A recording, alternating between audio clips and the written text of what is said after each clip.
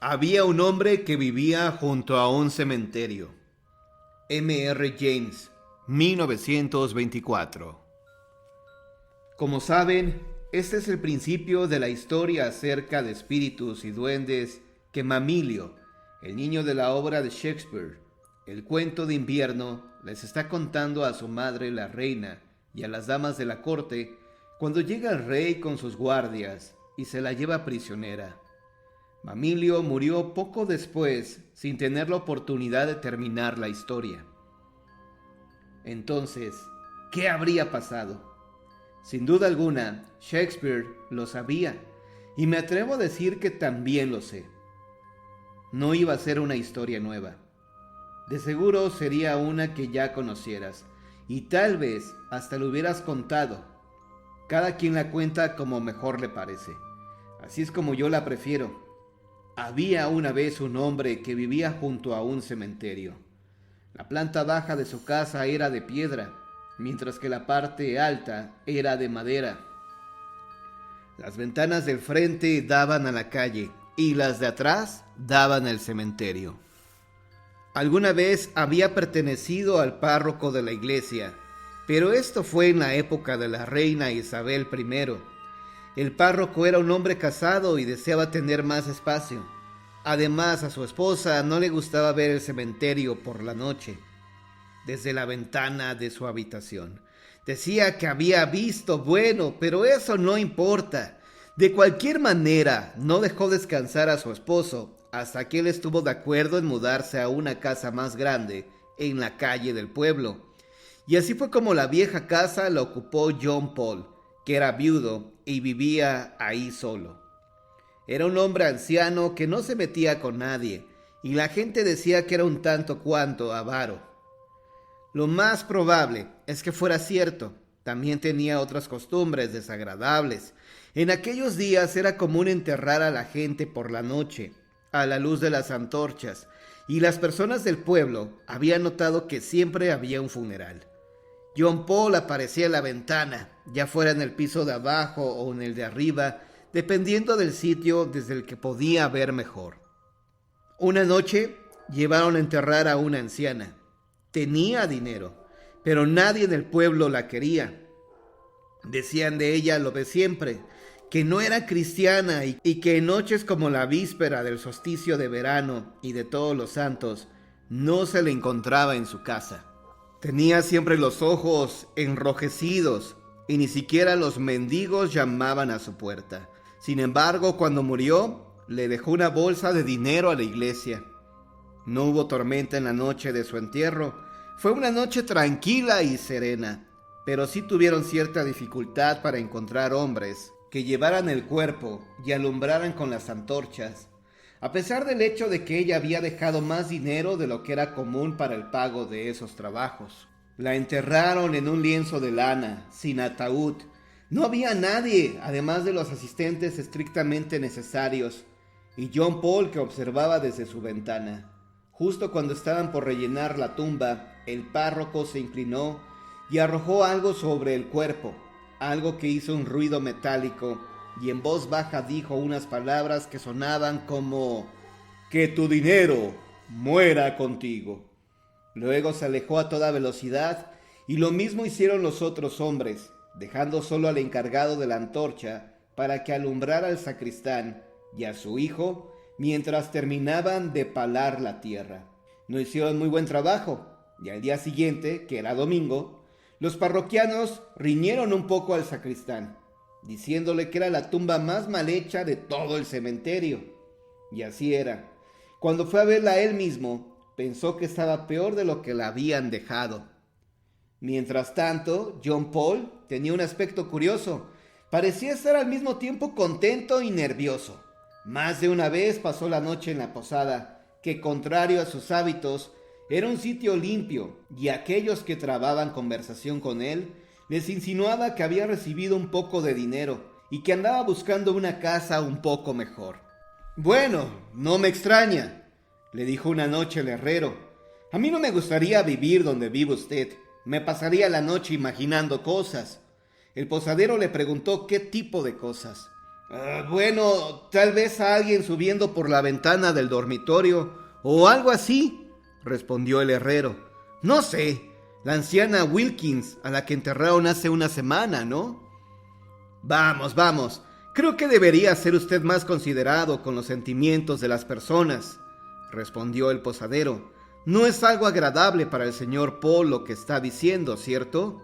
Al señor Paul no le molesta, aseguró el herrero.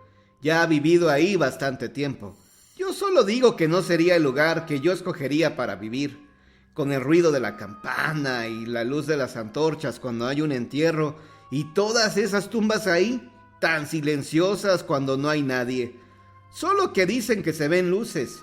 ¿Nunca ha visto las luces, señor Paul? No, nunca he visto luces, respondió de mala manera el señor Paul. Pidió otro trago y se fue a casa tarde. Esa noche, cuando estaba en su cama, en el piso superior comenzó a oírse el gemido del viento alrededor de la casa, y Paul ya no pudo dormir. Se levantó y atravesó la habitación hasta la pequeña alacena en la pared. Sacó algo que tintineó y lo colocó en el bolsillo de su camisón de dormir. Luego se dirigió a la ventana y miró hacia el cementerio. ¿Alguna vez han visto uno de esos viejos adornos de las iglesias con la forma de una persona envuelta en un sudario, como abultado en la cabeza de una manera curiosa? Algo así fue lo que John Paul vio sobresalir de la tierra en un punto del cementerio. Él conocía muy bien este lugar. Corrió a su cama, se acostó y se quedó muy quieto. A poco escuchó leves arañazos en la batiente de la ventana. Con aterrorizada renuencia, John Paul volvió la mirada en esa dirección y ahí estaba. Entre él y la luz de la luna se encontraba la curiosa cabeza abultada. Luego, una figura apareció en la habitación. Se oyó el ruido de tierra reseca contra el piso. Una voz cascada preguntó: ¿Dónde está? Y los pasos se movieron de un lado al otro, titubeantes, pasos de alguien que avanzaba con dificultad. Se movía por todos lados, asomándose en los rincones, mirando debajo de las sillas. Finalmente se oyó que tiraba de las puertas de la alacena en la pared para abrirlas. Oyeron largas uñas arañar las alacenas vacías. La silueta giró y se detuvo un instante al lado de la cama. Levantó los brazos y exclamó con un grito ronco: ¡Tú lo tienes! En ese momento, Su Alteza Real, el príncipe Mamilio, que seguramente contó la historia de una manera mucho más breve, se lanzó con un fuerte grito sobre la más joven de las damas de la corte presentes, que respondió con un grito igualmente agudo.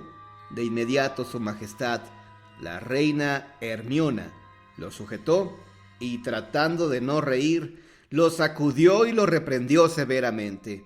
Muy molesto y con ciertos deseos de llorar, estaba a punto de ser enviado a la cama, pero gracias a la intercesión de su víctima, que se había recuperado del susto, por fin se le permitió permanecer hasta la hora en la que normalmente se retiraba.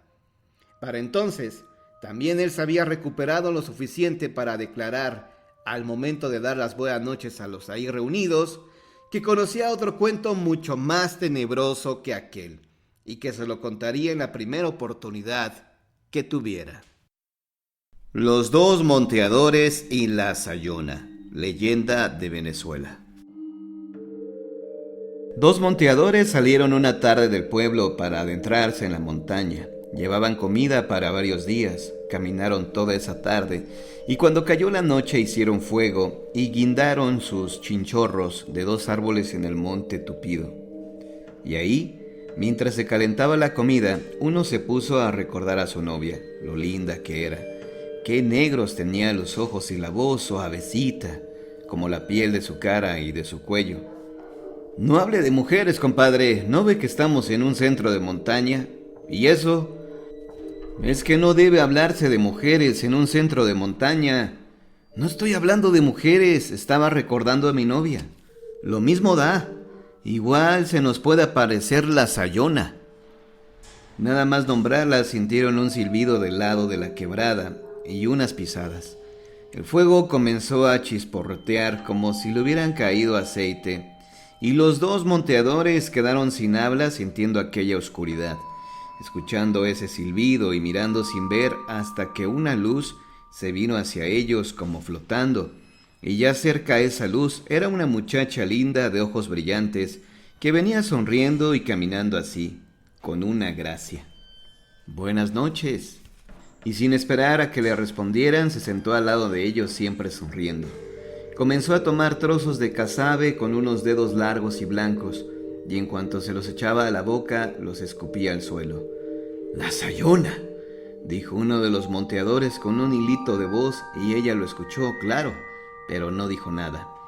Pero el otro, el de la novia, la miraba embobado, se parecía a su novia, los ojos tan lindos y esa sonrisa.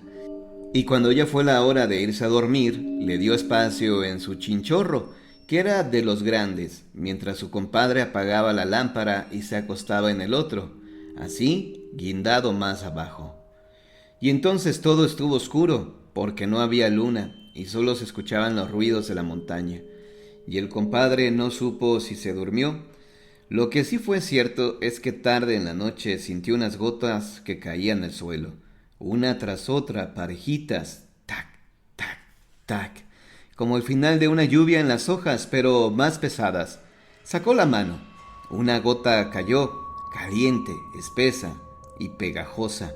Temblando, encendió la lámpara y se asomó al chinchorro que estaba guindado alto.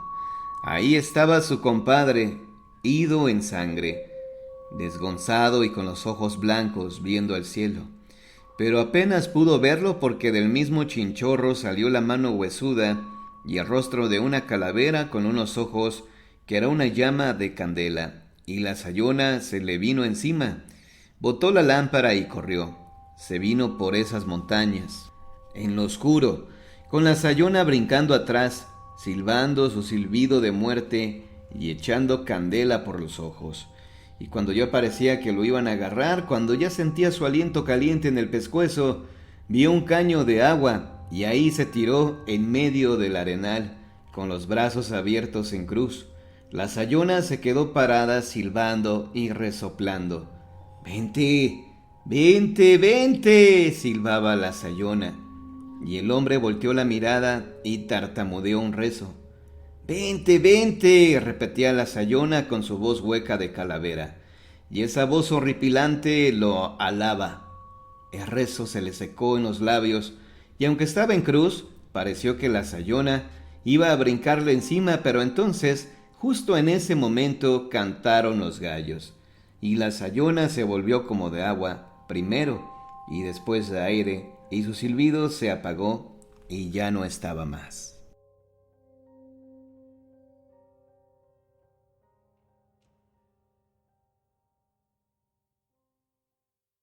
La bruja de Huamantla, leyenda de Tlaxcala. En comunidades alejadas a la cabecera de Huamantla, como es el pueblo de los Pilares y Altamira, se decía que existía la bruja, y ésta acudía a chupar a los niños recién nacidos, por lo que los ciudadanos tenían que ponerse la ropa al revés, así como poner en forma de cruz las tijeras.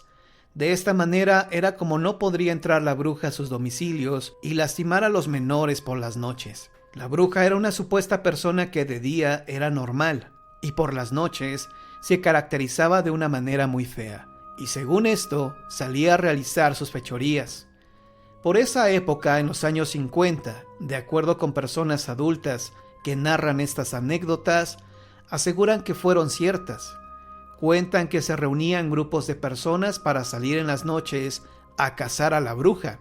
Supuestamente era una bola de fuego que se veía en lo alto del cielo, pero nunca pudieron atraparla. La manera como lastimaba a los menores era que amanecían con una mordedura en el cuello y permanecían en llanto hasta que los curaban. En ocasiones, con los medicamentos se aliviaban al detectarlos a tiempo. Sin embargo, en la demarcación fallecieron un número importante de pequeños y se le atribuyen a la bruja porque los chupaba y les succionaba su sangre. Entonces, los recién nacidos fallecían. En aquellos años no había servicios médicos en cada comunidad como existen hoy en Huamantla. Sin embargo, Los doctores no se explicaban qué era lo que le sucedía a los niños. ¿Por qué esas mordeduras a la altura del cuello que los llevaba a la muerte? Esto no era creíble. En la actualidad solo son leyendas, porque ya no se conoce este tipo de historias. Sin embargo, las personas que cuentan este tipo de narraciones aseguran que es importante que las nuevas generaciones conozcan lo que sucedió en Huamantla hace años.